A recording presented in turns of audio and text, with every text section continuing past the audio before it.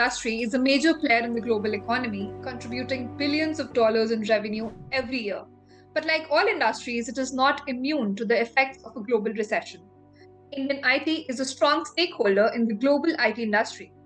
Our peak Indian IT companies have accounted for almost 35% of the global market share.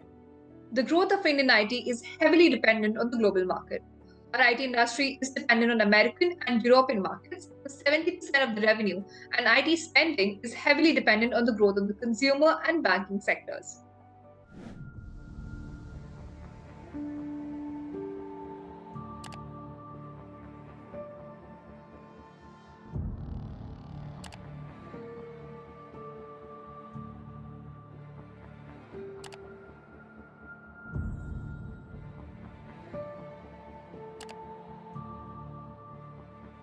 In the world of tech, 2022 was a year when some of the biggest tech companies in the world lost more than trillions of dollars worth of market value.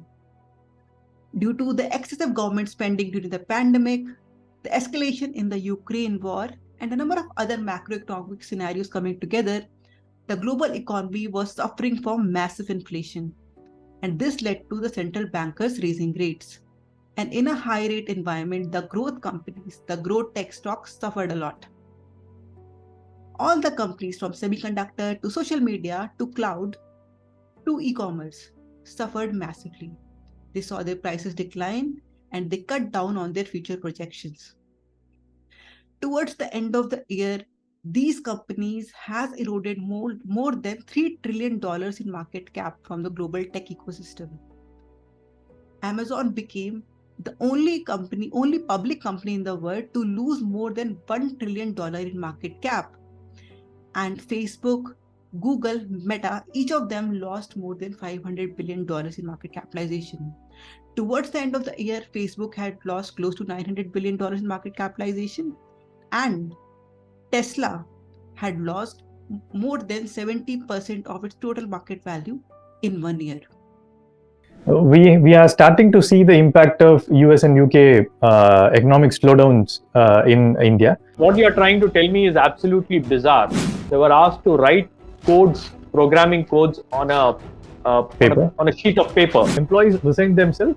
There won't be any legal questions asked. Whenever a company wants to terminate, they use this as a mechanism to threaten employees, to create a fear. Technology-driven companies across industries have been laying off workers at the fastest pace since COVID-19 pandemic shocked the global economy in 2020, according to one data tracker.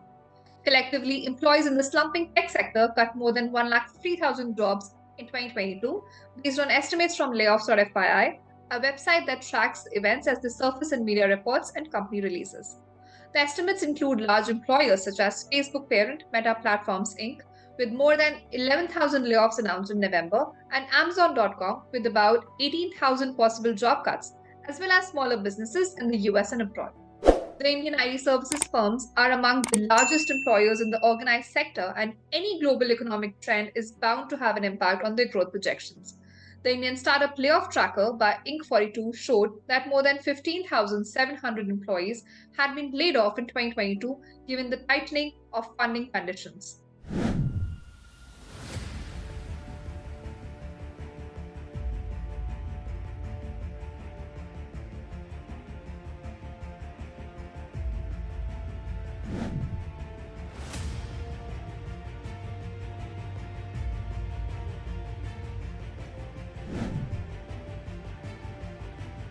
People across the world are looking at 2023 to be a year of recession.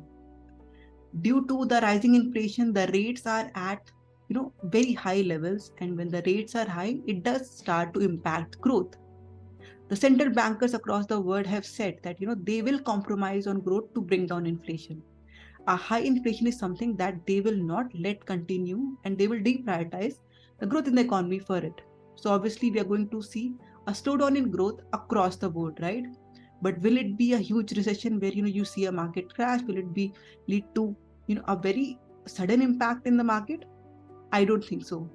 What we might see is some slowdown in growth, some slowdown in numbers, maybe a sideways market instead of a market that goes rapidly down or up.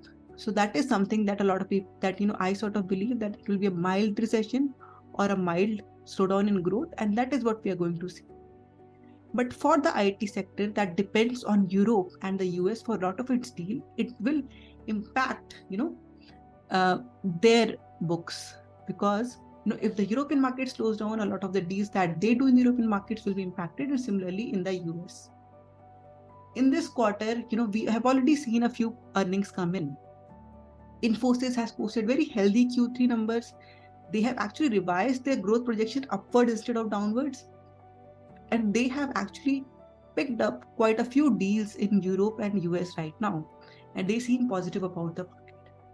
If you look at TCS also posted very healthy numbers. They posted 19% revenue growth, and then margins also expanded. All of these companies are seeing a slowdown of attrition, which is a big plus for these companies. And but obviously, if you look at the analyst and the global rating agencies, they do see the earnings in the Indian IT sector slow down, specifically because of the global macroeconomic scenario. The global macroeconomic scenario will impact the IT industry that depends for 70% of its market on the global economy. So obviously, we will see an impact, but it might be a mild impact, and it might not be the time right now to bet on this sector, but in the long term, it is a very attractive sector.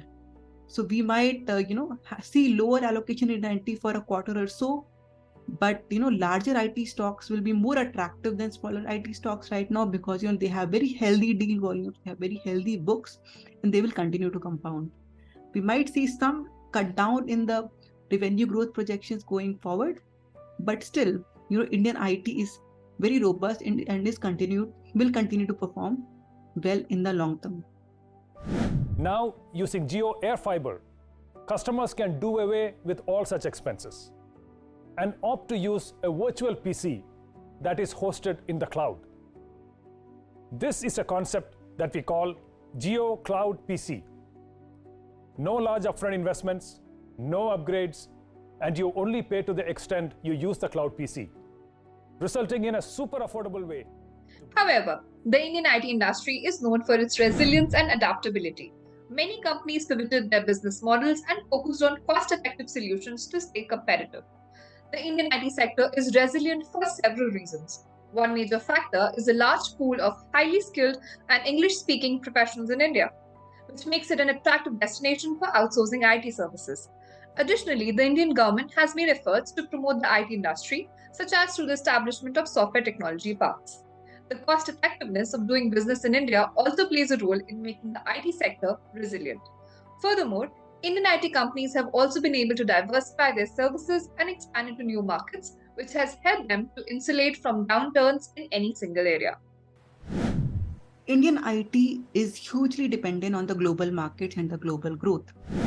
So in a case where high interest rates, suppress growth in the global economy, the Indian IT sector will also see some slowdown in growth in the next few quarters.